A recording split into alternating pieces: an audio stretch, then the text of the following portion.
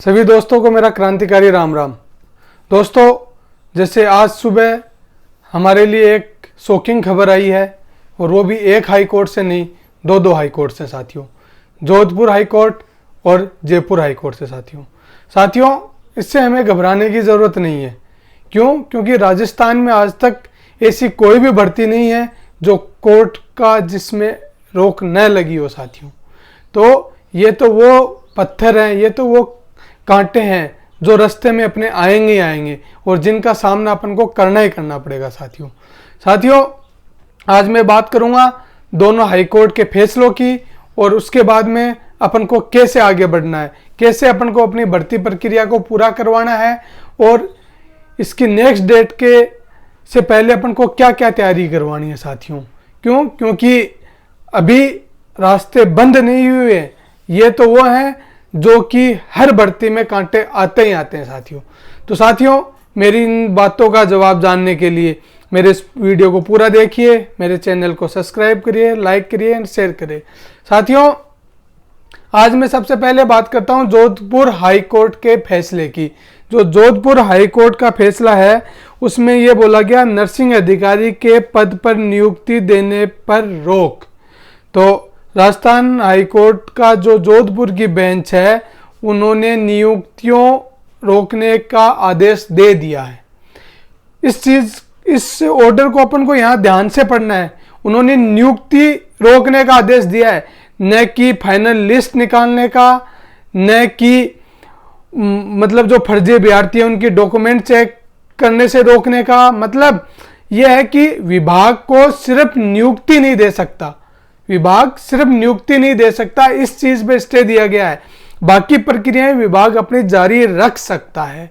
तो इस आदेश में क्या कहा गया है कि न्यायाधीश अरुण बंसाली की एकल पीठ में याचिकाकर्ता जितेंद्र छंगानी की ओर से अधिवक्ता सुनील पुरोहित ने कहा कि याचिकाकर्ता ने नर्सिंग अधिकारी भर्ती में आवेदन किया था, लेकिन सक्षम प्राधिकारी की ओर से जारी अनुभव प्रमाण पत्र में कॉलम संख्या 8 नहीं था। तो दोस्तों, ये कॉलम संख्या 8 की ये जो गलती है कोर्ट ने उसको क्या माना है और अपने जो अधिवक्ता है जो सरकार की तरफ से केवियट ले रखी थी उन्होंने कोर्ट को वो क्या समझाने में विफल रहे, ये तो उन्हीं के बीच का मामला है, उसके ऊपर अपन ज़्यादा टिप्पणी नहीं कर सकते। हालांकि ये जो कॉलम संख्या 8 है इसके बारे में आपको भी पता है कि ये किसकी गलती होती है, अभ्यर्थी की गलती होती है, विभाग की गलती होती है या किसी फॉर्म भरने वाले की गलती होती है। तो दोस्तों, इस चीज़ से अब घबराने की ज़रूरत नहीं, क्योंकि ये बहुत बड़ा मामला नहीं है, ये मामला सोल्व हो जाएगा। हालांकि कोर्ट हमेशा पीड़ितों का पक्ष लेता है और जो भी कोर्ट के सामने अपने आप को पीड़ित साबित कर देता है तो कोर्ट डॉक्यूमेंट के आधार पर उसका पक्ष लेता ही है।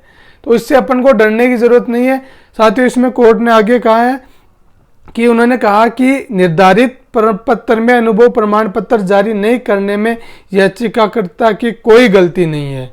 मतलब जो पहले 2022 से पहले के जो प्रमाण पत्र उन्होंने बना रखे थे वही प्रमाण पत्र अब उन्होंने लोड कर दिया। तो इसमें उतनी गलती याचिकाकर्ता उसकी है, जो कैंडिडेट है उसकी होती है जितनी विभाग की होती है। तो दोस्तों, पहला स्टे का रीजन ये है जिन्होंने नियुक्ति प्रक्रिया पे रोक लगाई है। साथियों, अब अपन इस फैसले की समीक्षा करें तो समीक्षा में सीधी बात यही है कि नियुक्ति प्रक्रिया पे रोक लगाई है। आपके जो अंतिम वरीयता सूची जारी होगी उसके लिए जो काम होने हैं, जैसे कोई फर्जी अभ्यर्थी हैं, कोई स्पोर्ट्स कोटे में फर्जी होगा, कोई EWS का होगा, कोई SC/ST का किसी ने फर्जी सर्टिफिकेट बनाया होगा या कोई दूसरे वीडियो का होगा, जो भी फर्जी हैं या फिर जिनकी डिग्रियां फर्जी हैं, उनकी जांचें जो विभाग चल रही थी वो वैसे ही 4 नवंबर से पहले होनी नहीं थी। तो साथियों, विभाग अपनी कार्रवाई जारी रखेगा। इससे अपन को घबराना नहीं है कि कोर्ट ने स्टे दे दिया और अपनी भर्ती प्रक्रिया रुक गई है। भर्ती प्रक्रिया नहीं रुकी है, कोर्ट का स्टे आया है, वो आया है सिर्फ उन जो याचिकाकर्ता जिन्होंने याचिका लगाई है उनके अनुपालना में।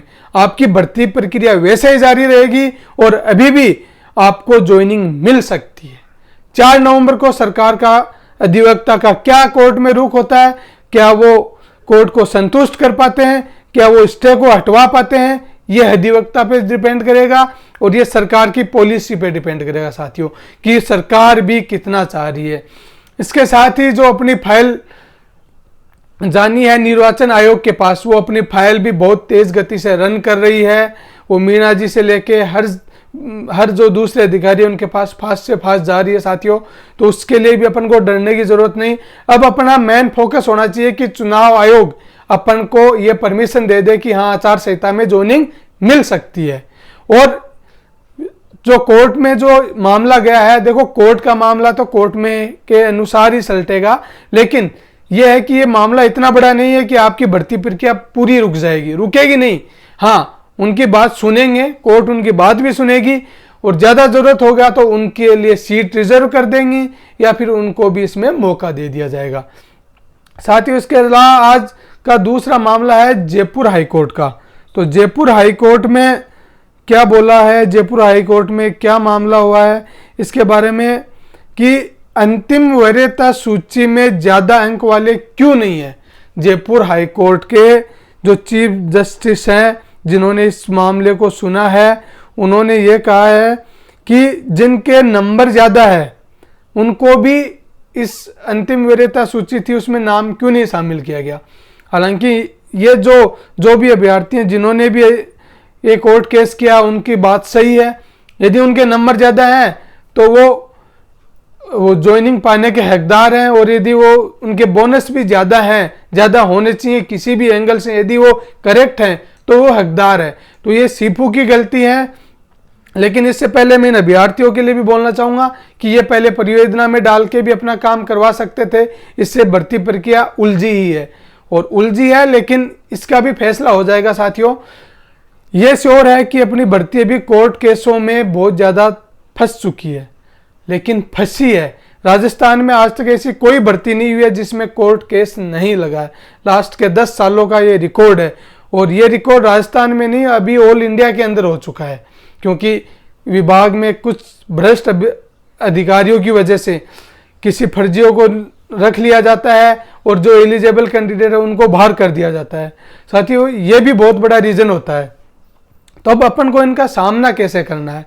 सामना करना क्या साथियों, अपन को विभाग पे वही प्रेशर बना के रखना है कि आप कोर्ट ने अपना काम करना है, सरकार को जवाब देना है, सरकार जवाब देगी, लेकिन आप अपना काम चालू रखिए। आप जिनका वेरिफिकेशन करना है वो वेरिफिकेशन करवाइए। साथ ही साथियों, अब आचार संहिता है, चुनाव भी पास आने वाले हैं, तो अब एक और अपन को दूसरे प्लान बी पे भी जाना पड़ेगा। प्लान बी क्या है? प्लान बी ये है कि अपन को पक्ष और विपक्ष दोनों के नेताओं से एक ही पुरजोर बात करनी पड़ेगी कि आप हमारे जो पैरामेडिकल भर्ती 2023 है उसके अंदर आप हमारे घोषणा पत्र जो भी आपका जारी होगा उसमें आपका ये वादा होना चाहिए कि ये ज्वाइनिंग या तो हम दे चुके हैं या फिर हमारी सरकार आते हैं 2 महीने के अंदर अंदर आपको ज्वाइनिंग दे देंगे।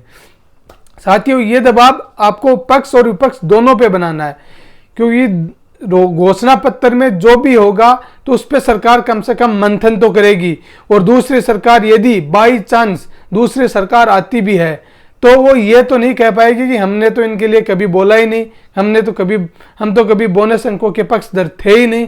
तो साथियों, ये काम आपको करवाना अभी, और ये दबाव आप लोग ही बना पाओगे कि कैसे घोषणा पत्र में आपको अपना ये शामिल करवाना है।